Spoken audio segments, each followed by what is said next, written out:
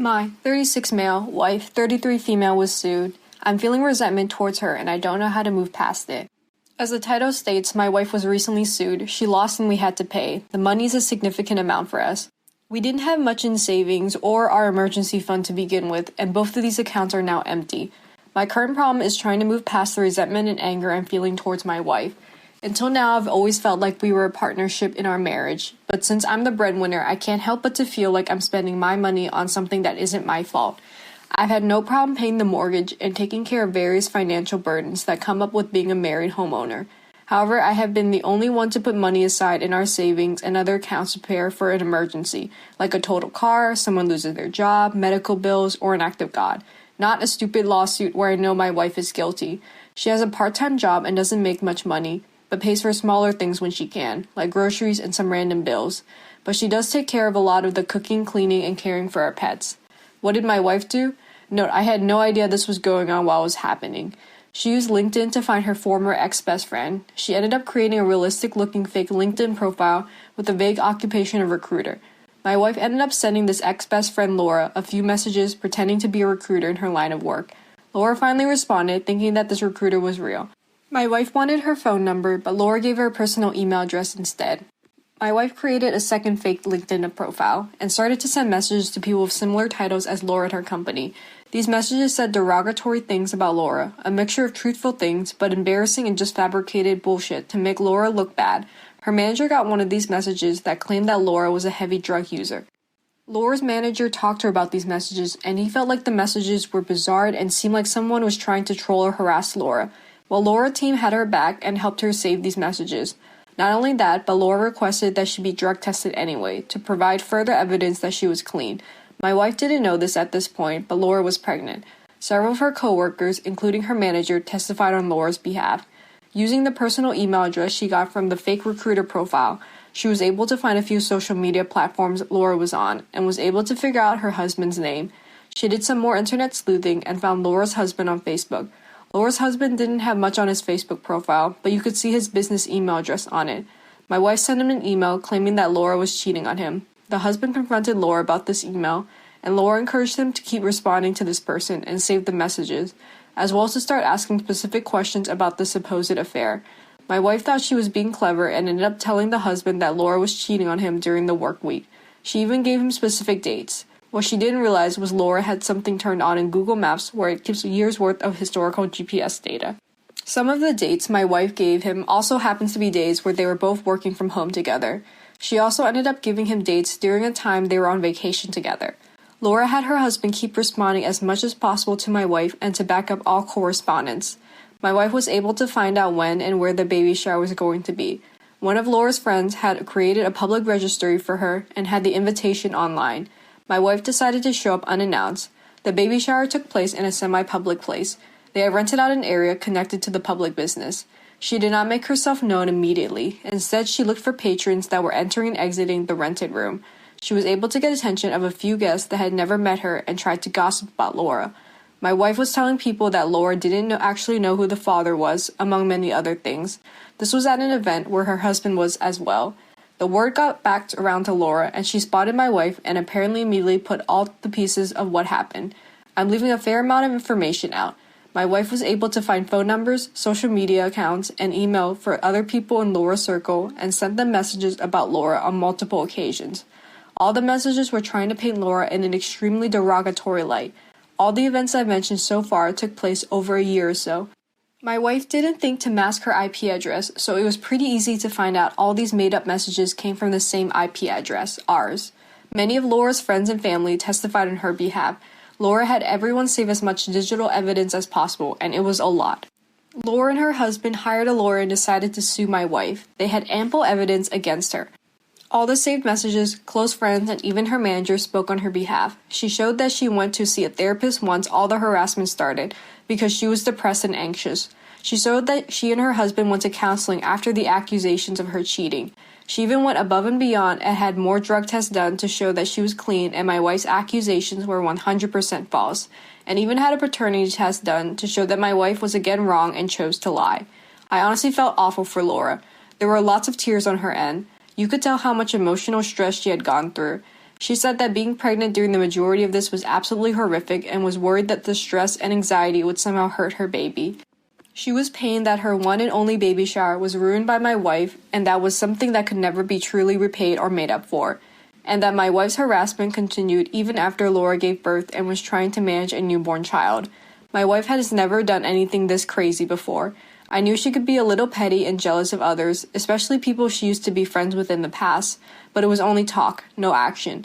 We've had a very happy marriage together, we rarely fight, have a lot in common, we have a lot of fun together, but she really effed up this time. I don't know how to move forward. I know someone is going to suggest therapy, but I really want to start building up an emergency fund again. We're pretty screwed financially for a while. Update. By the time I was able to respond to my first post, it became locked. I read everyone's replies, and thank you to those who responded with good advice. I got a lot of DMs, and I wasn't able to respond to everyone. But I did read your messages. However, I did not appreciate the many comments that simply insulted my wife. I know she effed up, and I'm still very angry at her, but I want to believe she can heal and become a better person. And some of the DMs I got were extremely weird and hateful towards women in general, like stuff you see on the incel tier subs. Y'all need more help than me and my wife. There were some common questions I wanted to address to provide additional clarifications. How did she avoid jail? I only mentioned the civil case since I felt it was the most appropriate to write about, because I was originally angry about our financial situation. There was also a criminal case. Our lawyer thought she would originally have to go to jail for 3 months. However, we were able to get her punishment to be community service instead. She has a lot of community service hours to fill within a year. She will also be getting visits from a PO. Laura and her husband did file restraining orders against her. I honestly can't blame them for that. It helps my wife that she had a clean record and her family works in law enforcement. I want her to finish those community service hours first before we talk about her working more hours to help pay me back. Why did she do this to Laura? That is a good question. I asked her this multiple times over the past several months to try to understand what this woman did to my wife. She would tell me that Laura deserved everything horrible thing that my wife did to her, that Laura was a shitty person, a narcissist, a liar, and just overall a scumbag. But she never really gave specific examples. I've been pressing her for more info, and when she told me some specifics, it made me feel sick to my stomach. Not because of what Laura did, but because how far my wife decided to go due to some petty things that happened in their friendship. Their friendship ended about 8 to 9. They had been friends since early in high school, years ago, and it was over a man they had both briefly dated. My wife dated Matt for a few months. She broke up with him because she thought that Matt had feelings for Laura. Laura said she didn't want to date Matt because he had dated my wife. My wife decided to test her friend Laura's loyalty and told Laura she had her blessing to date Matt. Laura and Matt ended up dating for a few months. My wife stuck around while they were dating, and once they broke up, my wife told Laura she had failed a loyalty test. They fought, and ultimately it was Laura who decided to end the friendship. Note, in case it's not clear, Laura's current husband is not Matt. Secondly, I was able to get some more information about her, about what inspired her to do this, since their friendship had ended so long ago. My wife said she happened to see, by chance, not by stalking, Laura at a restaurant about 1.5 to 2 years ago, and it looked like Laura had lost a lot of weight and was fit. My wife and I are both fairly overweight, and apparently Laura used to be overweight too. My wife admitted that she felt angry that Laura had lost a lot of weight while she had never been able to. My wife was also insulting Laura and said that she doesn't make a pretty thin person and that her new muscular body was too masculine. She also insulted Laura's husband looks and physiques as well. I saw both Laura and her husband in person on multiple occasions. They both look like normal, attractive people who obviously work out. I could also tell my wife was irritated when she saw Laura at the courthouse the first time, and you could barely tell that Laura had even had a baby. My wife admitted that she just wanted to do some snooping to try to find that Laura wasn't doing well in life. She found the opposite and was jealous of Laura's success. She first found out both of their job titles. They both work at tech companies with some sort of engineering title, and their estimated salaries by using something called Glassdoor, and if that's accurate, then both Laura and her husband make really good money. She also saw a photo on Facebook of Laura and her husband standing in front of what appeared to be their very beautiful and large home. She said she was angry because she knew that Laura wasn't deserving of any of this. She proceeded to insult Laura about how she's not that smart, not pretty, not responsible. She claimed that all Laura did through college was do drugs, drink, have sex with anything that had a P, skip class, and failed a lot. My wife said that she's the type of guy who would cheat on her husband, that she's manipulative and is always up to something, etc. Both Laura and her husband seemed very sad and exhausted throughout the whole ordeal. I never picked up on anything sinister from Laura at all. I felt absolutely awful for her. I felt extreme shame and embarrassment whenever I was in the same room with Laura and her husband. I don't think I was ever able to make direct eye contact with either of them. So yeah, I was expecting Laura to have done something truly evil or sinister in the past, and that just wasn't the case. Does she feel remorseful? I want to say yes, she does. She has been really depressed since this all finalized. However, I can't help but think she's only sad because she got caught. She hasn't directly said anything that would lead me to believe she is truly remorseful. She's still angry at Laura for escalating to the point of a criminal and civil case. She feels that Laura overreacted. My wife believes every horrible thing she said about Laura. She's convinced that Laura is some kind of alcoholic drug addict who cheats on her husband and is the type to lie and cheat her way to the top of her career. And somehow Laura is able to hide this from everyone in her life. My wife felt like she was trying to expose Laura for this monster that she is. She feels that Laura pressing charges and suing her is additional proof that Laura is vindictive. My hope is that she has time to think while she's doing her community service hours over the next year. I think she feels bad that I had to empty out our accounts and sell some things to come up with the money. I talked to her about working more hours once she has finished community service, and she agreed. Are you going to get divorced? The thought has crossed my mind, but we've been together for so long, and I still love her despite this disgusting thing she has done. I can't see my life without her, but I know, and I'm having a hard time admitting this to myself, that if she doesn't improve or learn a lesson from this mess, then I can't be with her anymore. A lot of people mention that if she can do this type of thing to an ex-friend, then she can do the same to an ex-husband. This has me worried some. I'd like to believe she wouldn't go nuclear on me if we did file for divorce. I'll be taking precautions in case I have to defend myself in the future. Why is she only working part-time? She's a licensed masseuse and works at a really nice salon/spa.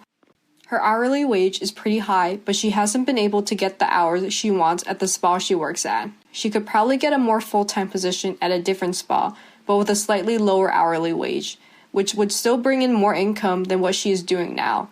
She really likes the place she is at and doesn't want to leave, but I may pressure her to full-time work elsewhere to help pay me back and refill our emergency fund once she is done with community service. At the moment, she is on board with helping me put money back into our savings account. What about therapy? I know we need this, both as a couple and as an individual, to deal with this mess. I talked to her about this, and she doesn't seem totally sold on the idea of therapy. I've expressed that I think it would help both of us, and she seems indifferent at this point. I've talked to her parents, who are really angry/disappointed in her. They basically begged me not to leave her over this. I told her parents that I think therapy would help both of us, but I can't afford it now. They offered to pay for couples therapy, but this is as much as they would be able to afford, so it's a start. I know my wife will need individual therapy, and if that means I stop going to couples therapy so she can get the one-on-one help she needs, so be it. I'm not ready to call my wife a psychopath, as many of the commenters did in the last post. I think she got carried away, and thought she was trying to expose someone she truly believed was a bad person. I'm heavily leaning towards that she has some sort of mental breakdown, and focus all of her energy on this one woman in her life. I'm not going to give up on my wife yet. It's very possible that she has some underlying mental illness that could very well be treated with therapy or meds. How much money was she sued for?